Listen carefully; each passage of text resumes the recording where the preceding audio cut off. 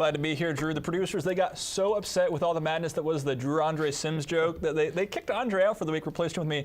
Actually, just kidding. Andre's in the field, but sources tell me he's going to be back next week. Happy to be here for now, though, because in the national conversation about madness, ASU men's basketball is probably starting that discussion.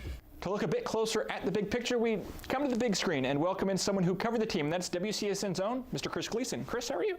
Good, how are you? Doing well. So ASU's tournament loss to Syracuse marks 7 losses in the team's last 8 games to finish the season. Sure, so you talk about it, 1-6 to end the season, but looking at the bigger picture, the season as a whole, how do you think this team is going to be remembered by Sun Devil basketball fans? So obviously the team's losing some key players, but they're also returning a lot of important role players. With what we know now, what is the outlook like going forward for this program? Great insight from Chris as always. To look back at WCSN's coverage of this past season or check out more of what Chris brings to the table, go to cronkitesports.com. Stop me if you've heard this before, but the start to the ASU baseball season has not gone as planned. The team is 8-9 and kicks off their Pac-12 schedule tonight against Oregon. To dive more into this, we bring in WCSN baseball analyst Lyle Goldstein. Lyle, so glad to have you here. Thank you for joining me. Thanks, Nick. Glad to be here. So for a solid stretch, the ASU offense was looking pretty strong. They were scoring a lot of runs, just like many expected them to, but they've lost their last 3 games, and they've been quite handedly, too. What's been going wrong for this Sun Devil team? Well, Canyon and Lynn have been struggling. One guy who hasn't been lately has been Spencer Torkelson. He's only a freshman. He's been making national headlines for a pretty good reason. Now, like I said, ASU, they're 8-9 heading into the series with Oregon tonight. What do the Devils need to do to improve on or fix heading into Pac-12 play? Lyle Goldstein, a great baseball mind to catch all of Lyle's work along with that of the fantastic WCSN baseball coverage crew. Make your way over to cronkitesports.com. Click on that baseball tab up at the top. The Arizona State women's water polo team recently finished up a stretch of 9 straight games against ranked opponents, a stretch where they went 6-3. Winners of 3 in a row and holders of a 14-4 record, the 6th-ranked Sun Devils begin conference play this weekend against number 1 Cal. Their conference also features number 2 Stanford, number 3 USC, number 4 UCLA, and number 21 San Jose State. At the 2017 NCAA Wrestling Championships, Arizona State finished 14th with 5 qualifiers representing the Sun Devils. This year, 8 traveled from Tempe to Cleveland to represent the number 8 ranked back-to-back Pac-12 champions. The 8 include Zahid Valencia and Tanner Hall, who both finished 3rd at the national level last year. Yesterday, Allie Nazer and Cordell Nortfleet both saw their seasons come to an end, but number 10 Jason Surtsis and number 1 seed Zahid Valencia won their second matches of the day, which advanced them both to the quarterfinals this morning.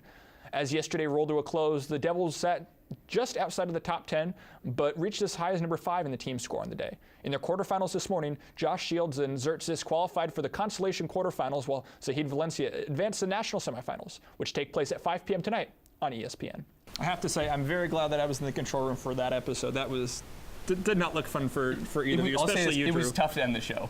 No, it really warms my heart, too. How cool is that? The producers can't imagine they knew that the young man had a connection to the Sun Devil basketball program like that. No, I agree. I think they showed him a little too much, but honestly, it made for a really cute picture and a fantastic tweet. No, I agree. I think USC probably should have made it, and obviously the Pac-12 not super strong this year, but what a tweet from Jedi ASU. He's been on this segment a few times, and really, this Photoshop work, absolutely fantastic. Good on you, Jedi. It was tough, but on the right leg we have the stars and stripes, the red and white stripes right there, and then on the left, we have the blue with the white stars. Look at that. As patriotic as we can be on this show, got to keep some patriotism on every episode of Cronkite Sports Live. Well, Scotty, thank you very much for joining on. Great tweets as always. Glad to see that you're becoming a regular on this segment. Now, we talked about gymnastics earlier in the show, and we're not done yet because Carly Mathias, a couple weeks ago, she sat down with a lone senior for the Sun Devils and looked at how her career has been as a transfer student and the success that the program has had this year. I'm going to say it was not a disappointing season. I'll say it was a success, and here's why. Because coming into this season, there weren't especially lofty expectations for this team, and if you look at what they did, 12-0 to start this season, making it to the NCAA tournament, nobody expected them to have either of those kinds of successes. So I'll say the season was a success. Okay, that's fair. So I'm going to throw it back at you. ASU softball, they open up Pac-12 play this weekend against number 1 Washington. The Sun Devils are currently 22-3, but the Huskies, they are 27-0. How do you think ASU comes out of this weekend? I hate to call people's ethics into question, but you're wearing a purple shirt, purple tie, maybe some secret. I have no affiliation to Washington. No affiliation? Yeah, okay. No. I'll trust you for now, but I'm gonna issue a hot take alert. I think ASU ends Washington's perfect season. I think they come away with 1 win. I have to assume it's a game that Giwara starts, but I think Washington still takes the series 2-1, but I think ASU is able to squeak out their 23rd win of the season and end Washington's perfect season. That's a really tough question. The baseball team has some good uniforms. I'm a big fan of the the Barry Bonds era home Yes, uniforms, yes. the road uniforms are good for the baseball team. But I'm not going to go with baseball for my favorite. We both covered soccer this past season. ASU soccer, they had a new home kit. It was a white uniform that said Sun Devils across the chest in gold, outlined in maroon. But what I really liked was the gradient on the shoulder, kind of like the Diamondbacks uniforms.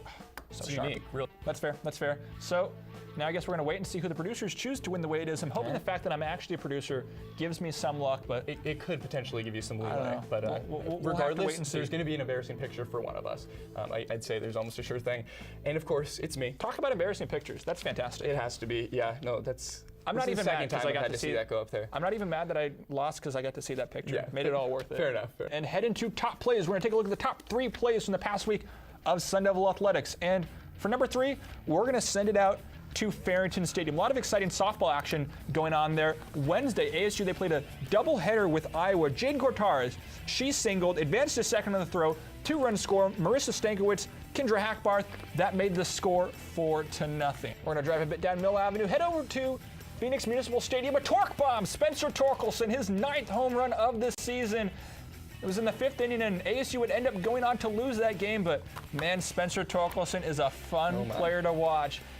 He's leading the Pac-12 in home runs, up there with Andrew Vaughn. Man, he's going to be fun to watch this season. Runs go. I'm going to go with his number. I'm going to say 20 home runs. He's at 9 right now, has a little over half the season to go. I kind of feel like he'll slow down a little bit heading into Pac-12 play, but still. For us here at Cronkite Sports Live, Drew, thank you for welcoming me to the anchor desk. I appreciate it. Andre, thank you for being busy so that I could take your spot. Cronkite 316, that's the bottom line because Drew and I say so. For Drew Andre, I'm Nick Batters. Keep it locked on CronkiteSports.com for all of your ASU athletics coverage. Have a fun and safe St. Patrick's Day. Enjoy your weekend. Thanks for tuning in.